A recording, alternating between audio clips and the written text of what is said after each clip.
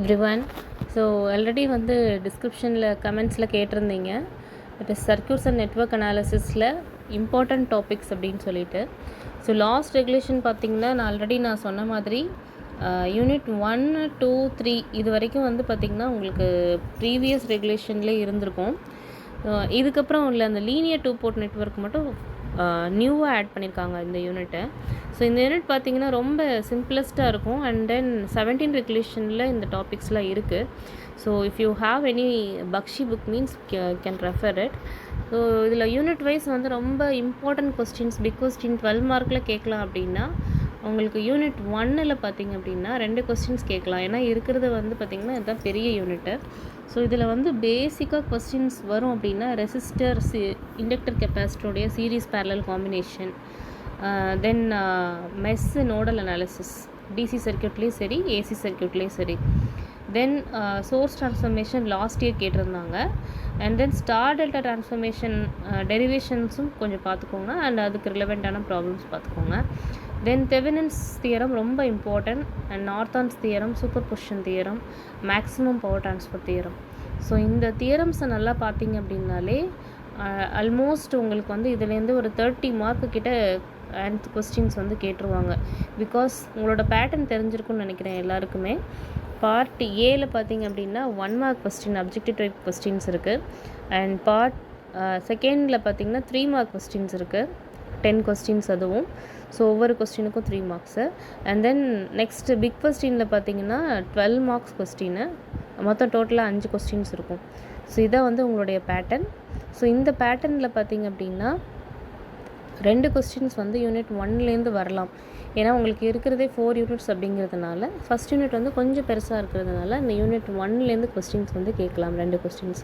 So அதனால தான் சொன்னேன் 2 கொஸ்டின்ஸ் 24 மார்க்ஸ் வந்து உங்களுக்கு யூனிட் 1லேயே கவர் ஆகுது.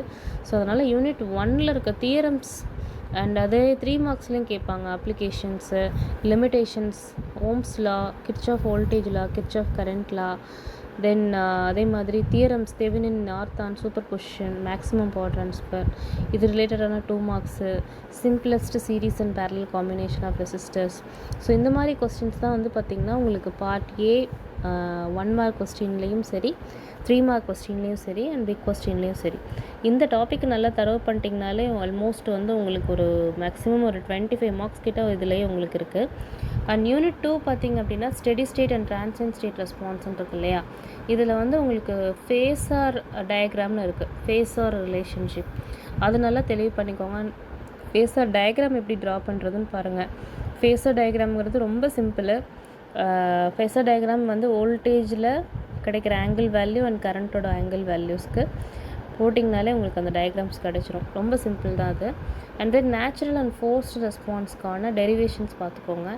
தென் டிரான்சியன்ட் அனாலிசிஸ் ரொம்ப important. RL, RC, RLC using லேப்லஸ்ன்னு இருக்கு இல்லையா, அதோட டெரிவேஷன். ஸோ யூனிட் 2 பொறுத்த வரைக்கும் phasor relationships, phasor diagram, natural and forced response, transient analysis of RL, RC and RLC circuits. இது பார்த்துட்டிங்கனாலே ஆல்மோஸ்ட் உங்களுக்கு கவர் ஆயிரும். யூனிட் 3 பார்த்திங்க அப்படின்னா ரெசனன்ஸ் அண்ட் கப்பிள்டு சர்க்யூட். ரொம்ப இம்பார்ட்டன்ட் யூனிட் இது. இது வந்து உங்களுக்கு எப்படின்னா ரெசனன்ஸில் டெரிவேஷன்ஸ் இருக்கும். அதாவது சீரீஸ் ரெசனன்ஸ் அண்ட் பேரலல் ரெசனன்ஸில். சீரீஸ் ரெசனன்ஸில் அந்த கியூ ஃபேக்டர், செலக்டிவிட்டி, இந்த பேண்ட் வித் இதெல்லாம் வந்து நீங்கள் கால்குலேட் பண்ணுற மாதிரி இருக்கும். தென் டேம்பிங் ரேஷியோ, இதெல்லாம் சின்ன சின்ன ஃபார்முலாஸாக தான் இருக்கும் ரெசனன்ட் ஃப்ரீக்வன்சி பொறுத்த வரைக்கும். அதை பேஸ் பண்ணி ப்ராப்ளம்ஸ் கேட்பாங்க.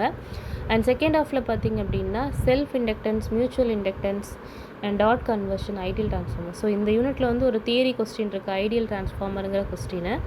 ஸோ அந்த கொஸ்டினை கொஞ்சம் நல்லா தெளிவு பண்ணிட்டீங்க அப்படின்னா இந்த யூனிட் நல்லா ஈஸியாகவே ஸ்கோர் பண்ணலாம் யூனிட் 3. பிகாஸ் யூனிட் 3 வந்து ரொம்ப சிம்பிளான ஃபார்முலாஸ், அதை பேஸ் பண்ண problems, and then derivation, then self இண்டக்டன்ஸ்க்கான டெரிவேஷன், மியூச்சுவல் இண்டக்டன்ஸ்க்கான derivation, dot conversion rules and ideal transformer. இது வந்து ரொம்ப சிம்பிள் யூனிட்டு, விட்டுறாதீங்க. ஸோ யூனிட் 3 வந்து ரொம்ப இம்பார்ட்டன்ட். அண்ட் லாஸ்ட் யூனிட் பார்த்திங்கன்னா இது வந்து புதுசாக இருந்தாலும் இதில் வந்து நீங்கள் படிக்க போகிறது இம்பிடன்ஸ், அதாவது Z parameters, Y parameters, hybrid parameters and ABCD parameters. இதில் வந்து நம்ம டெரிவேஷன் 1 பார்த்திங்கனாலே ரிமைனிங் எல்லாமே உங்களுக்கு ஈஸியாக கவர் ஆயிரும். ஸோ அதனால்